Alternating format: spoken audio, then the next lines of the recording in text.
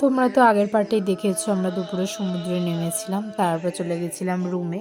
তারপর তাড়াতাড়ি করে ফ্রেশ হয়ে চলে এসেছিলাম বাইরের খাবার খাওয়ার জন্য, মানে দুপুরের লাঞ্চটা বাইরে থেকে করব বলে। আর আমরা ঠিক করেই রেখেছিলাম যে বাইরে কিছু খাবো না, খাবার নিয়ে রুমে চলে যাব। তো এখানে আমরা দেখছিলাম যে কি নেওয়া যায়। যতই আমরা জিনিস দেখি না কেন, বিরিয়ানিটাকে সিলেক্ট করবো সেটা তো জানতাম। আসলে কি বলো তো, বিরিয়ানির প্রতি না আমাদের একটা আলাদাই ভালোবাসা আছে।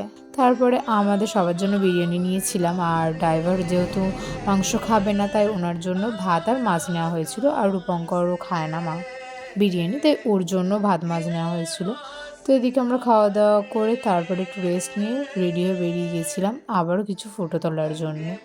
অ্যাকচুয়ালি যেহেতু স্টে করবো না, তো যা আছে সব একদিনই ফটো ভিডিও করে নিতে হবে, তাই আর কি একটু দেরি না করে বেরিয়ে গেছিলাম। আর এই ড্রেসটা না আমি ফ্লিপকার্ট থেকে কিনেছি, তোমাদের কারো লিঙ্ক লাগলে কমেন্ট করো, আমি দিয়ে দেবো। ড্রেসটা ভীষণ সুন্দর, আমার তো ভীষণ পছন্দ হয়েছে। আর আমার এই লুকটা কেমন লাগছে অবশ্যই কমেন্ট করে জানিও।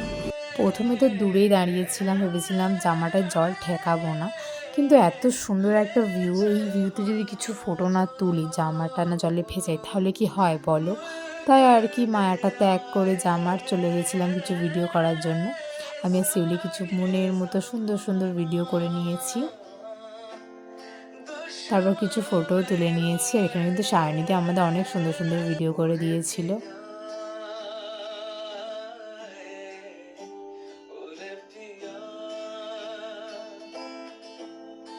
আচ্ছা, তোমরা কে কে বকখালি এসেছো আর কতবার এসেছো অবশ্যই কমেন্ট করে জানিও আমাকে।